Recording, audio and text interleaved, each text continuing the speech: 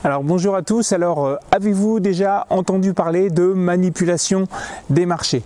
Alors je vous propose ici une histoire assez incroyable qui implique 3 complices qui pendant 3 ans ont fait des manipulations des cours de bourse de 39 sociétés cotées sur Euronext de manière à générer de substantielles plus-values. Alors le gendarme de la bourse les a rattrapés et ils sont potentiellement coupables d'une amende allant jusqu'à 580 000 euros. Donc je vous propose ici cette histoire de la fraude qui peut coûter jusqu'à 580 000 euros. Je vous retrouve tout de suite de l'autre côté. Je vous dis donc à tout de suite.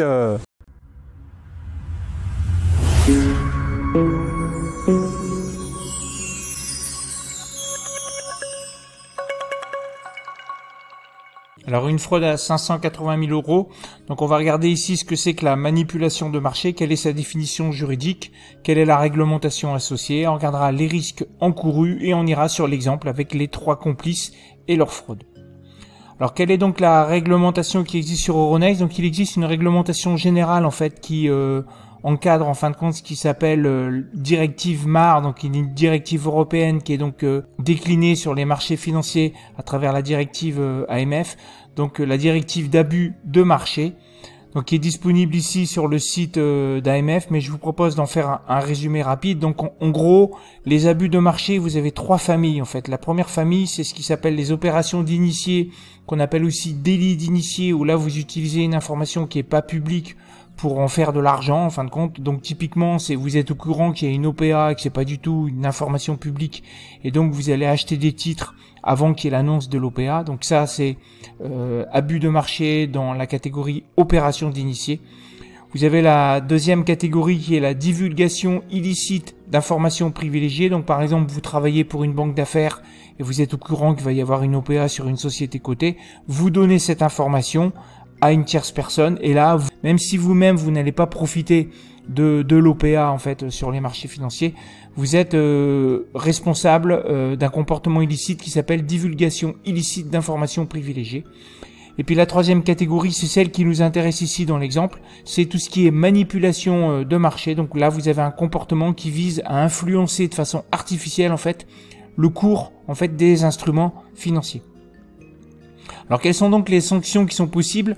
Alors le premier ordre, c'est tout ce qui est administratif, donc ça c'est géré par l'AMF. Donc pour les personnes physiques, ça peut aller jusqu'à une amende de 5 millions d'euros et une interdiction d'exercer sur des métiers en lien avec la finance si c'est le cas.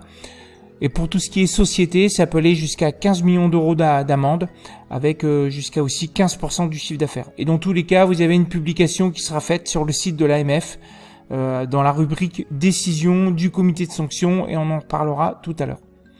Puis après, vous avez une autre partie qui peut être une partie pénale, si jamais c'est redevable du pénal, et là c'est géré par le parquet national financier, et là évidemment les amendes sont beaucoup plus fortes, ça peut aller jusqu'à 100 millions d'euros d'amende et jusqu'à 5 ans de prison.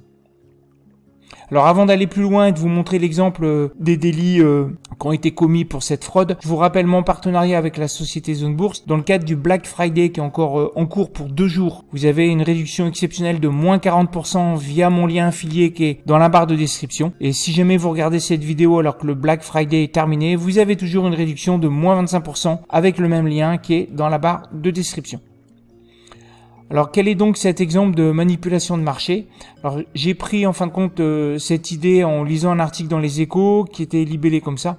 L'astuce de 3 traders du dimanche épinglés par le gendarme de la bourse. Donc le collège de l'AMF a requis des sanctions exemplaires et dissuasives contre 3 investisseurs privés. Et on va regarder de quoi il est fait état. Donc premièrement déjà, c'est que la décision du comité de sanctions, elle n'est pas encore donnée. Donc tout ce que je vais dire là, c'est que des suppositions et des accusations en fait, mais la sanction elle sera définie comme étant portée ou pas en janvier 2025. Alors voici donc les faits qui sont donc reprochés. Il y a 3 personnes qui sont supposées avoir été complices, qui pendant 3 ans sont intervenues sur 39 sociétés qui étaient cotées sur Euronext Paris. Alors ils se sont coordonnés en fin de compte pour faire décaler les cours des sociétés cotées, mais au lieu d'aller sur la plateforme Euronext de 9h à 17h35, ils sont allés sur des plateformes annexes qui donnaient accès en fin de compte à ces instruments financiers, donc ces 39 sociétés, en dehors des cotations, ce qui fait que le marché était beaucoup plus illiquide, donc il y avait beaucoup plus de possibilités de pouvoir décaler fortement les cours de ces sociétés cotées sur ces plateformes annexes. Et ce qu'ils ont fait, c'est que avant de décaler les cours de ces 39 sociétés, en fait, ils avaient pris des positions sur des varans, donc avec effet de levier. Donc schématiquement, ça donne ça. C'est que vous avez des varans qui ont donc des sous-jacents les sociétés cotées. Donc le varan, par exemple, supposons qu'il est en pari sur une position longue, bah, vous avez ici la société cotée qui ici par exemple elle prend 4-5%, peut-être même 10%. Ici le varan, lui, il va avoir un effet de levier alors qu'il va dépendre s'il est dans la monnaie, en dehors de la monnaie, en fonction de sa maturité, etc. Mais peu importe, c'est l'idée, c'est quand vous avez ici la société qui, supposons, prend 5%, peut-être que le varan, lui, peut prendre 40%, voire plus. Et donc ce qui s'est passé, c'est que il y a un premier complice, ce qu'il faisait, c'est qu'il achetait des varans sur le marché avant qu'il y ait déjà la manip qui va être faite sur le sous-jacent qui est donc la société cotée.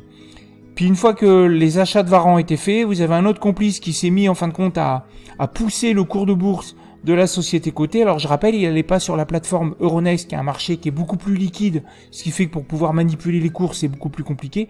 Donc là vous vous retrouvez à agir sur des plateformes annexes, en fait, notamment en Allemagne, puisque c'est expliqué comme ça dans l'article des Échos. On n'a pas tous les détails, mais en gros c'est le marché est peu liquide et avec beaucoup moins d'argent on peut être amené à pousser le cours à la hausse. Et donc vous vous retrouvez avec ici le sous-jacent qui a donc son cours qui monte à la hausse. Donc supposons plus 5%. Le varan, lui, il fait, admettons, plus 40%, mais il peut faire plus en fonction du levier.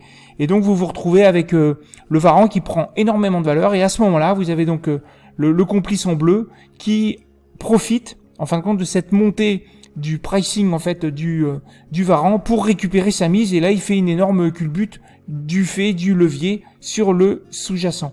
Et à ce moment-là, vous avez donc le complice en gris qui, lui, déboucle sa position sur la société. Alors comme il avait appuyé à la hausse en montant les cours avec cet argent, probablement qu'en vendant il a dû aussi appuyer à la baisse, mais peut-être qu'ici il se retrouvait à faire une position flat ou peut-être même un petit peu de perte, mais qui est sûrement sans commune mesure avec tous les gains qu'on peut être fait avec l'effet de levier sur le varan.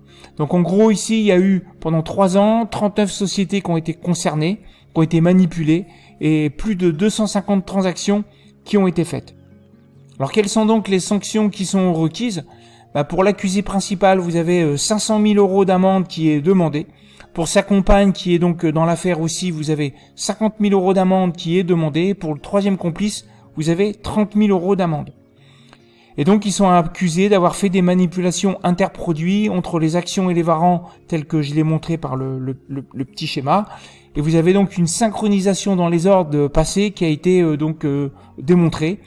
Et ce qui est vraiment reproché à ces personnes, c'est qu'ils ont fait une nuisance forte à l'intégrité des marchés, puisqu'on l'a vu, ils étaient amenés à profiter de l'illiquidité du sous-jacent du varan pour pouvoir monter énormément le cours de bourse de quelques pourcents, et avec l'effet de levier, y récupérer toutes les plus-values dans le varan.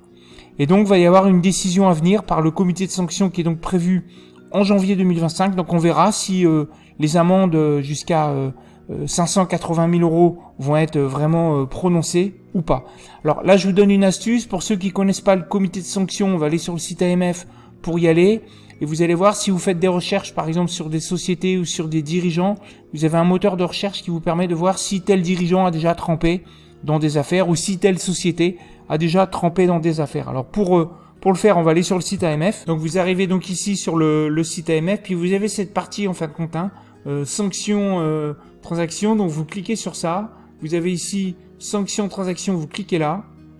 Et là, vous avez le moteur de recherche pour pouvoir chercher une société ou des dirigeants. Puis là, vous avez les dernières condamnations. Donc, par exemple, ici, je vous mets un exemple d'un dirigeant qui est connu pour avoir été de nombreuses fois condamné. Donc, voilà, vous cliquez ici, par exemple, sur Nicolas Miguet. Et vous avez ici toutes les condamnations, en fin de compte, de ce dirigeant de société. Voilà. Donc voilà, une façon, je dirais, très rapide de découvrir s'il y a des dirigeants qui ont déjà trempé dans des affaires de condamnation AMF ou des sociétés. Vous utilisez ici ce moteur de recherche sanctions transactions. Puis vous avez ici le détail par exemple de la condamnation ou de la relaxation de la personne. Bon, voilà, donc j'ai fini avec cette vidéo. Donc comme d'habitude, un pouce en l'air, n'hésitez pas à partager ou à mettre un commentaire. Et pour tous ceux qui veulent aller plus loin, je vous propose aussi une newsletter gratuite dans le lien d'inscription et dans la barre de description. Vous cliquez sur le lien et vous recevrez automatiquement 30 minutes de cours gratuits sur comment lire les états financiers. Et vous aurez aussi accès à des analyses de sociétés cotées que je réserve exclusivement aux inscrits de ma newsletter. Voilà, sur ce, je vous dis donc à bientôt. Prenez soin de vous. Ciao!